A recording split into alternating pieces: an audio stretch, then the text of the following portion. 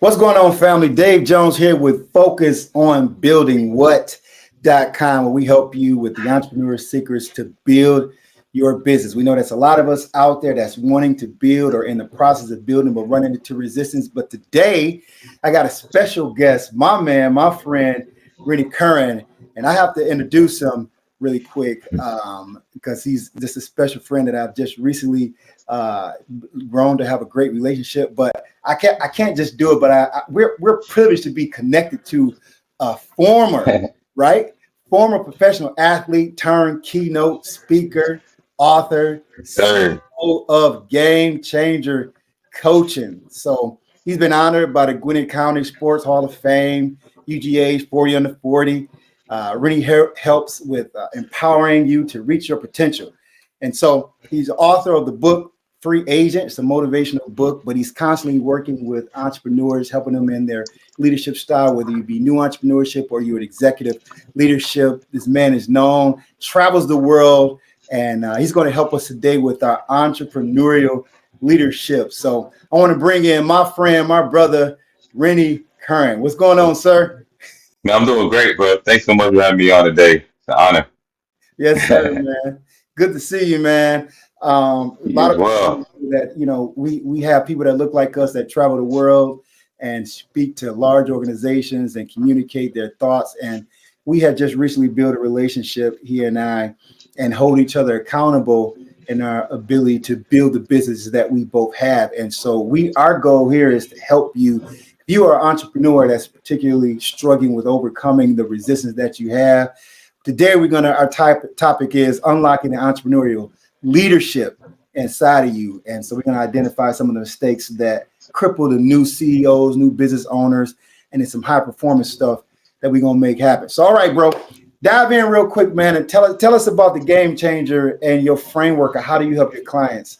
With Yeah, man. leadership. So it's been a journey, really putting together game changer coaching, man. As you know, as you mentioned before, I started from that world of sports, man, playing linebacker. I was a guy who went in, set the tone, laid folks out, made plays, tried to get those ooh-ah hits, tried to be a high performer. And throughout my career, I eventually understood that it wasn't just about making plays. It wasn't just about performance. It was also about one, who I was as a person, like in that locker room, the relationships I established, the way that I led my team, the way that I communicated to them, but then also off the field, who I was as a person, the things that I did when I was away from the field that led to my success on the field, man. I started to understand that you couldn't just be a high performer in one area of your life. You had to have a holistic approach. And the times that I was off, man, with my relationships, with Hmm. what I was doing when I was away, man, it started to impact me on the field. And so I knew that there had to be a shift, there had to be a change. And that's where the shift first started and where I started having the realization of that alignment or the importance of that alignment. And then as I transitioned out of football, man, I started to really, really work on myself, man. I had the unfortunate but fortunate experience of getting cut pretty early on in my career, man. I was 22 years old, going through a midlife crisis, and just trying to figure it out, man. Trying to figure out my identity, something that a lot of athletes face, man. And so at that point is where I started going to workshops, started working on my first book, ended up releasing it in 2013, and that created the platform for me to get into speaking. And it was through speaking at different various places, man, at schools, at churches, and eventually businesses, that I was able to meet different business leaders and start to hear about some of the challenges that they were facing. Eventually ran into a guy by the name of Michael Ross, who actually coached business leaders who were trying to improve their performance and become leaders. His company is called Mainstream Leadership and Performance. And so I joined his company just as, like, a way to test things out, really still trying to figure out my journey. I was able to get certified as a life and business coach, and he started handing me off. I call it eating the crumbs. So he Mhm. started handing me off the clients, that were surplus clients that, he didn't really have time for. Started working with them and just started getting my feet wet, man. And that's how my journey of speaking and coaching really started. So fast forward to 2017, I played with a couple teams, but ended up getting my answer from God that it was time to move on in the form of tearing my patella tendon.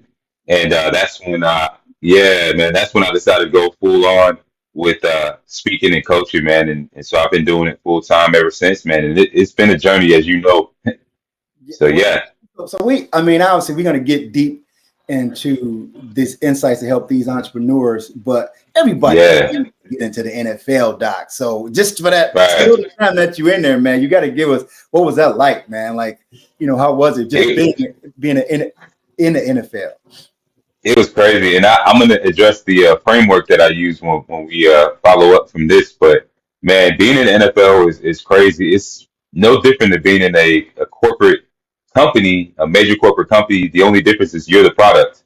And Mhm. so every day that you wake up, man, you have to make sure that you're establishing your value, that you're making yourself useful, that you're making sure that you don't get replaced, just like any other product on the shelves that you might see when you're walking in the aisles of a store, right? And that's one of the things you don't realize because when you get there, we're all like, I don't know if you ever seen, I'm sure you've seen Charlie in the Chocolate Factory. Like Mhm. we all got the golden ticket, right? We all around the nation, we've gotten the golden ticket to get that opportunity, and we're all just happy to be there. Right. And then, we slowly start to realize the reality, man, that this is not fun and games. Like these are grown men Mhm. trying to fight and feed their families. Like it's dog eat dog. It's either you going home or I'm going home. And Mhm. so you learn about the business side, how everybody is being held accountable from your coach to the GM to the player personnel. When they choose you, when they draft you to bring you in, man, they expect a certain level of performance. They don't care if you're sick. They don't care how you feel. They don't care if your mom passed away. Like they want you to get on that field and perform. And so that was one of the first things that I learned, man, just how brutal it is. And the business side is tough as well too, because even if you're good enough, there's times where like the numbers just on the line. So you may be in your second, third year. If you're not the face of the franchise, tough luck. Eventually you get to the point where, your value exceeds, or the amount that they're paying you exceeds the value, right, of Mhm. what they're paying you. So in their mind, thinking business, like being an entrepreneur, being a businessman, what are you going to do? That next guy coming out of college, he's a little bit less. He provides a similar value. So you may be having a great camp. You may be doing really well, but in his mind, I'm trying to keep my expenses low and my profits high, so you find yourself back at home just like that. So there's a lot of different dynamics, man, that you learn being in the NFL. And I quickly learned why it says NFL stands for not for long. Right, right, right. Well, you talked about mindset even in that transition as well. Like, let's dive right in. Can you address, I guess, when you work with clients and executives or people that are building businesses, like what are the common hmm like mindset barriers that you see that's stopping most people? That's a consistent thing. What do you see? Oh, man. One of the most consistent things is imposter syndrome. Hmm. A lot of people don't say, I want to start this business. They'll say, I want to get on the stage and speak. They'll say, I want to write this book. But the more you talk to them, the more it starts to be exposed where it's like they doubt themselves. They doubt the value that they bring. They doubt, their framework, which comes from their life experiences a lot of times. So they question whether they have the ability to really, really be that person or that name that can, create that change or create that value or that transformation. And the first thing I try to communicate to them is, hey, you got to get out of your own way. Like it's not about you. It's about your clients. It's about those you're trying to serve. And so that's one of the recurring things that I see is the imposter syndrome. The second thing I'll say that I see a lot of times is that they have a lot of different areas that they can go into. And so that causes a lot of confusion, a lot of lack of clarity where they're like, man, I know I can do this. I know I can do that. I've done X, Y, Z, but I just don't have a straight, clear path to make this happen. Like I'm not sure where I should start. And so those are the two biggest things that I see, man. That and I always tell people it's hard to see the label from inside of the bottle. So it's hard to know exactly where Hmm. you can go, man, when you're the one experiencing it. Sometimes you need that person from an outside perspective who can help you say make those small little tweaks, man, that can get you from here to here. And that's what I really try to do for my clients. That's good. It's hard to see the label from the inside of the bottle. So someone, I beautiful. I mean, I hear that. Imposter syndrome is definitely one that I've struggled with in the past, believe it or not, right? Because Man, same here. pick a new thing that you want to do, you feel like hmm you have to be overly qualified to be able to help the person that's maybe one step behind you. But that's definitely Yeah. right. When you're leading, you just have to be just one step further. And then the second thing you said is that clarity or the lack of clarity causes people hmm not to go with that energy, and that ties right to scripture. If you can write the vision, make it plain, then you can run. So we have to Yeah. get focused on what we're building, which ties right into what we're doing. So now help me here when you're talking about the when you're working with executives transitioning from, or just how would you show people to be a leader, or what's the importance of being a leader while you're going into business or while you're in business? Oh, it's everything, man. And you see it all the time where it's like somebody gets promoted because of their performance and because they're good at what they do, but it doesn't necessarily mean that they're a good leader. And that can be an issue, man. That can be compounded because you put somebody, man, in the leadership position, whether it's on a team. You see it all the time. The guy who's the star player of the team gets put in that leadership position. When he falls apart, it starts to become a cancer for the whole entire team. And now the team has a problem because they put this man in a position to influence everybody around, and he's not an influencer. He's just a performer. He's just an entertainer. And same thing happens in companies. They put somebody, promote somebody.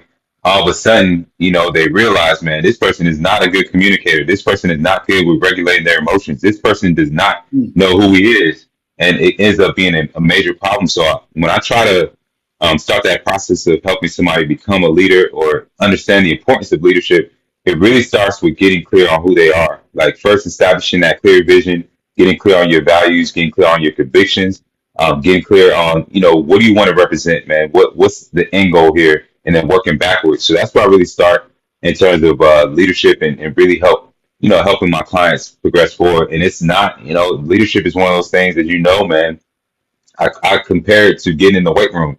It's not one of those things you get in there one time, you do a couple reps, and then you look in the mirror and then you're flexing. It's like, nah, this is a constant daily journey. This is a constant decision that you make to be a leader. Work on those little things, fine tune, just like you fine tune your body. You might work on the biceps one day, the triceps the next day, the traps. Same thing with leadership. With leadership, it may be your vision one day, it may be your communication style the next day. It may be your ability to lead the team the next day. It may be your body language. There's just so many things that you can work on to improve on a day-to-day basis as a leader. But, it all starts with getting clear on what are those things, where you at now and where you're trying to go, and then working on those things on a consistent basis. Right. No, that's good. So when you're working with exec, I want to pull this up here. How are you helping them going from, you talk a lot about brand. How are you helping them Yeah, be, I guess, just a leader and an influential leader, right? And then connecting yeah. it also to the brand, right? Right. And that's huge, man. One of the biggest things that I try to focus on is authenticity. So what is your authentic brand? And I believe you can get to your authentic brand by looking at your past. Like, being a man of faith, I believe that God will sprinkle little clues as far as what your authentic brand is and and being able to tie that into experience. That's exactly what gives you that credibility. That's what gives you that relevance when it comes to like that target audience that you're trying to reach and those who you're trying to lead.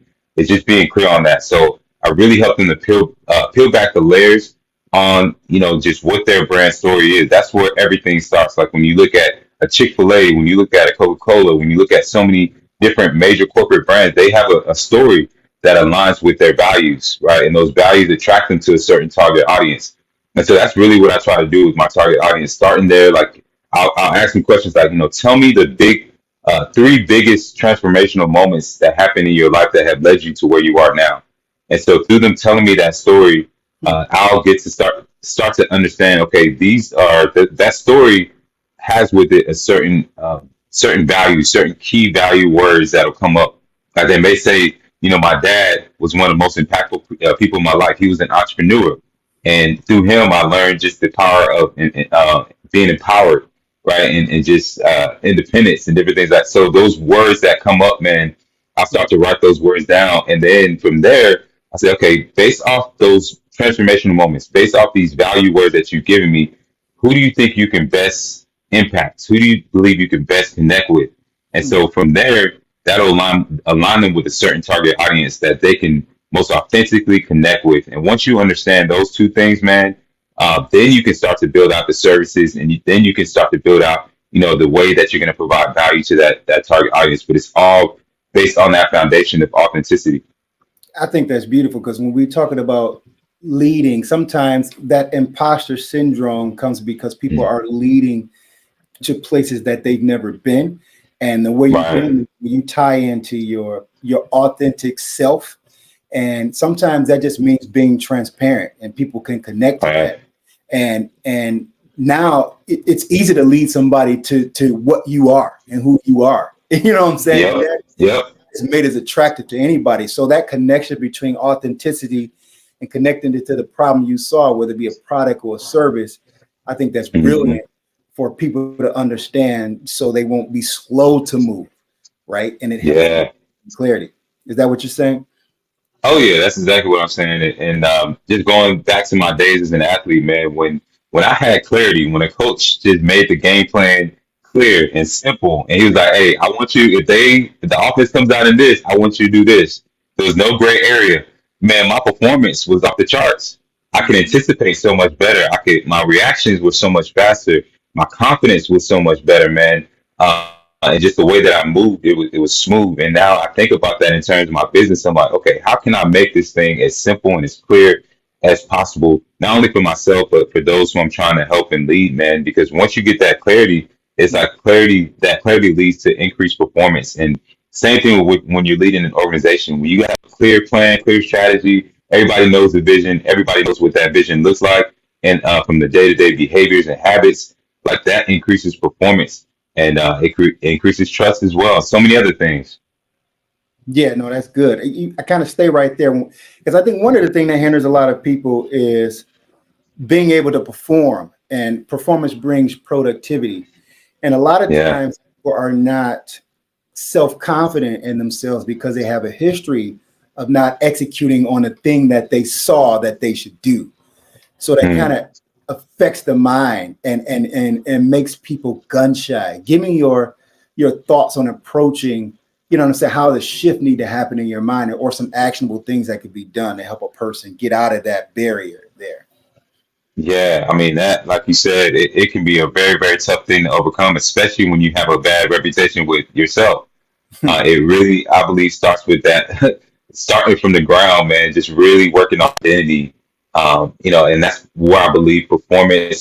All those things start with identity. Like you got to work on that thing, or else you're just going to be doing things that kind of are surface level that make it look like you've arrived, or look like you're a high performer, or look like you're a leader, but it's not going to be sustainable. So I think once you get down to the root of that identity level, where you're working on your inner thoughts, you're working on like I believe in journaling. I believe in getting counseling and therapy if you need to. Like really uncovering those subconscious beliefs, man, that exist, man, that may be from childhood, maybe from something that somebody told you. I was told I was too short a million times, Mhm. things like that throughout my whole entire career. So that's something I constantly have to work on, man. Is just really being aware of those subconscious beliefs and thoughts that are holding me back, man. That really, have instilled lies, man, that have Mhm. become true in my life in some way and have affected the way that I approach what I do. And because I approach what I do in a way that's, not at where I should be, it starts to create that loop, of just where you're getting that result and it's confirming that subconscious belief that you have. And so you keep doing it over and over. So I believe you have to start there, getting aware of those beliefs, but then just starting small, man. Starting with what's those things that I can accomplish, man, that don't take so much effort. Those I call it low hanging fruits. Those small wins that I can make on a weekly basis that I can track. I believe in tracking your wins as well. So those small things you can do, man, that build momentum, that you can stack on, that you can build on. And then from there, man, I believe that just building that, man, will start to create a new psychology, a new just outlook and perspective on yourself that will allow you to achieve some of those bigger goals and those bigger wins. I think that's great. What I heard from that is the principle: don't despise the small beginnings. And a lot of people, Yeah. because we're baked into this society where socially we seeing what everybody's activity is, we Hmm. compare it to our own selves, and that's where that imposter syndrome, because we're not where their highlight is. And so Right. just doing, and this is an actionable item, and you maybe can expound on this as we try to wrap up here. If you call it the low hanging fruit. Sometimes we just need some level of momentum to look at Hmm. ourselves and say, I did that. I accomplished this one thing, as small as it is. How important is Hmm. that in the process of building a momentum to really start to grow as a leader within yourself and people? Man, that is everything, and I'm so glad that you hit on that because you're right. We're in a day and age where you see everybody's highlights, but you don't see where they were 5 years ago or 10 years ago.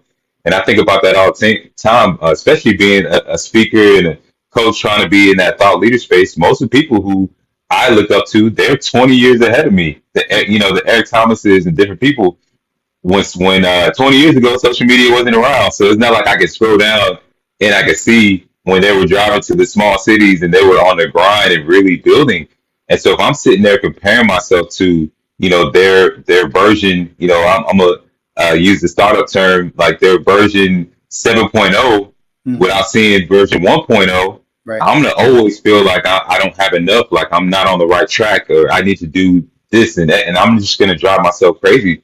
So it's not only important for me to track those wins or just to be aware of the small wins and focus on just those little incremental improvements, but also make sure that I'm actually writing those things down, like being intentional about it, reviewing my weeks. I truly believe in that, man, and I've seen my life completely change. And not only that, those who I work with as well completely change just by the fact of and the habit of just writing down those wins. Because what will happen is as you start to go on this entrepreneurial journey, you're gonna have failures. You're gonna have times where it might be as small as you post something on social media and nobody hits the like button, right? And so you just like, dang, or you make those calls, right? Or you sit down with a couple potential clients and you get the no's.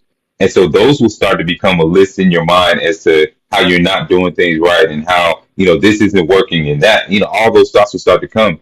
But the more you start to write down, you focus on those small wins, but you also write them down. You keep track of it. Your mind will build a list, conscious and subconscious list, and that will start to increase, that feeling of just progress, that feeling of Yeah. certainty and confidence that will also lead to that momentum. And so I'm definitely a believer in that. That's something that I do now. Every Sunday, I go back through my entire week, every interaction, every meeting that I had, Hmm. and I'm highlighting it. I have a color scheme that I use. I highlight it in blue if it's a win. I don't care how big or small it is. It might be in business. It might be I have a 14-year-old daughter. If we had a good conversation that she actually talked to me, then Hmm. I'm writing. I'm writing that in blue. All the things, man. Just stacking those things up, man, and it just fuels me going into that next week. And then I also look at not only that, but the improvements that I need to make as well, because that's just as important. Not just focusing on the win, but also the small improvements that you need to make, because that could be the small thing that's holding you back from being, going from good to great.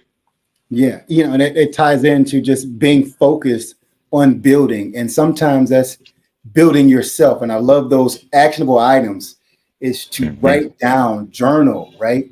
What it is that you've done, as small as it is. You think of men, and we talk about, women sometimes the best way to build a man is through, affirmation and appreciation. Like once you affirm Hmm. where we should be going or appreciate the small things, like even, what I'm saying, taking out the trash or paying a bill or whatever, like that equals more, right? And because you Hmm. start affirming those things, you can feed off of it. And I think all of us have that same mechanism built inside of us. You need to see what you have done, because what we're doing is we're assessing the lack of productivity in our day of what we wanted to do, and then Hmm. impressing ourselves with that information, as opposed to, like you're saying, write down what you did do and then Right. be grateful for that thing that you did, and you'll begin to build a different identity within that Hmm. conversation of building yourself, right? Your self identity. And I think, as we talked about the mistakes being, a lack of clarity and basically the imposter syndrome. And so you will stop being an imposter once you believe that you're actually executing, because you have evidence that you've executed. Yep. Yeah, That's it. That's it. man. You want to jump in there? Oh no, you hit everything on the head, man. It's so important. And man, one of the things that I've heard recently, and I think this is super important for so many entrepreneurs, is being able to move forward even when you're not sure on the what the results will be or what the outcomes will be. Hmm. Faith is one of the most important components of being an entrepreneur. If you're one of those people that's a planner and likes having everything, you like to see what the end is going to look like, and you like to have everything planned out, man, you're gonna struggle with entrepreneurship. Like Mm. there's certain things that God has given you and placed in you that you have that feeling when you wake up every single day that you're supposed to write this book, that you're supposed to start this business, or you're supposed to start that podcast. You don't know what it's going to lead to. You don't know who's going to listen, but you know in your heart of hearts that that's what you're being called to do. And I just encourage anybody who's watching this to, man, put that thing out there. Just do it. You don't have to know every single thing, and it's not up to us to know every single thing. We're not God, so it's up to us to be obedient to that calling, man. And when I think about those moments when I was most obedient, especially in my entrepreneurship journey, that's what led to the biggest breakthroughs. It wasn't me being super confident and knowing that this was going to lead to this. It was not just I got this feeling. I know I'm being every morning I wake up, I'm having the same Mm. calling, the same emotion, the same feeling, the same. It's like a weight Sure. to put this thing out here, man. And then I just did it, not knowing. And even with imposter syndrome, I'm like, man, who wants to read a book by a football player who used to crack head? Like, but I was just like, man, if God, if all these other people could do it, and if I know God is for me, then why not do this? Why not me? Just asking the right questions, man, and just doing it. It led to so many breakthroughs, so many amazing relationships, so much growth, and just fulfillment and joy, man. Yeah, I love that, man. I love that. I mean, if you're listening, we have a man who was basically mastering his athletic capacity and had no idea that he would lead himself to a life that he's building a coaching organization, keynote speaking, traveling all around the world. But something inside of him was causing him to just take a shot, believe by faith, and going, like you said, even when you feel like the imposter or you got the negative subconscious thoughts rolling about there, you're not qualified. You know what I'm saying? And we know principle says whoever God calls, he qualifies, even if you don't see it. Hmm. Right. And so just Yeah. making that move, submerging yourself into the womb of failure is and be willing to make a mistake, then you have the capacity to learn from that process. So entrepreneurial leadership, what I'm saying, the number one mistake is basically feel that you're an imposter and not being clear on what it is that you're doing. And so if you could work on those two things, then you can have progressional success. We call this focus on building what now you got to tell them how they can get you, man, because if you own a larger organization, or if you need a personal coach that's going to help you with your leadership, your influence to lead your teams, this is the man you want to talk to. So Rennie, tell them how we can connect with you, Doc. Man, well, first and foremost, I thank you, man, for just having me on your platform and, for this amazing interview, all the questions that you asked, man, and just for the work that you're doing, man. I've been blessed just by knowing you. And I know we started out as, client coach relationship, but it's grown into a brotherhood, man. So just want to tell you, first and foremost, man, just thank you for what you do and for all the lives that you're impacting, including mine. And I'll put it back on you, man. If you're watching this and you need a coach and a guy that just will help you get that clarity on your business in your life, man. Dave is I mean, just there's none better. Not a lot of people, and not just as a coach, but just as a person. I mean, somebody who's genuine. We all know it's hard to find genuine people out here who don't have any agendas, who just want to see you win. So I just want to tell you thank you for who you are, man. And as for me, the easiest, oh yeah, bro. Easiest way to get in contact with me is just through my website, renniecurran.com. And then also social media. I'm on LinkedIn. I'm on Instagram, Twitter, Facebook. And yeah, love connecting, man. Love networking and helping others win, man. That's my job. So thank We're you. going to help you get to where you're going, get you focused on building what you fill in the blank. Link in description, how to connect with this guy, man. We love y'all. Hope this bless y'all, increase y'all leadership ability. Go ahead and build it. We'll see y'all on the next one. All right, Doc, in a minute. All right, man.